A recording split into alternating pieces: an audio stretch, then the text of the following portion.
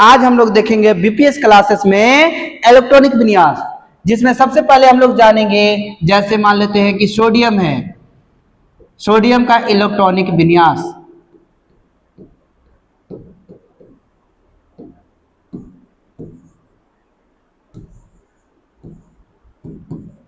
तो देखेंगे सोडियम का परमाणु संख्या कितना होता है, 11 होता है। K cell, L cell, M cell.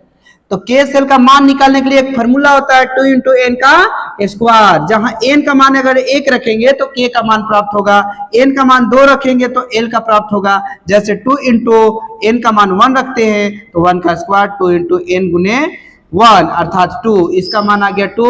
L का रखेंगे तो 2 इंटू एन, एन का स्क्वायर हो जाएगा तो 2 गुने एन का पावर कितना हो गया, तो 2, 2 का स्क्वायर करेंगे तो 2 दूनी 4, 4 दूनी 8, इसका वैल्यू कितना आ गया, 8 आ गया। इसी प्रकार से इसका वैल्यू निकालेंगे तो 18 आएगा।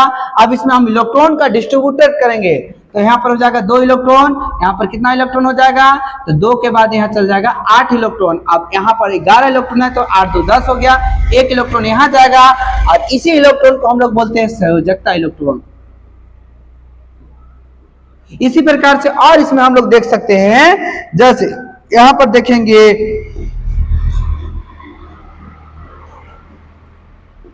कि Mg यानी मैग्नीशियम, जिसका 12 होता है तो 2 8 2, इसका संयोजकता इलेक्ट्रॉन क्या हो जाएगा, 8 हो जाएगा। एल्युमिनियम देख लेते हैं तो हो जाएगा 2, के सेल में कितना इलेक्ट्रॉन, 2 इलेक्ट्रॉन हो जाएगा, एल सेल में 8।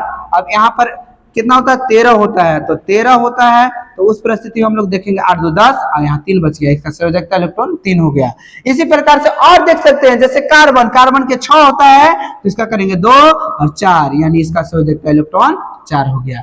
धन्यवाद, वेलकम, स्वागत।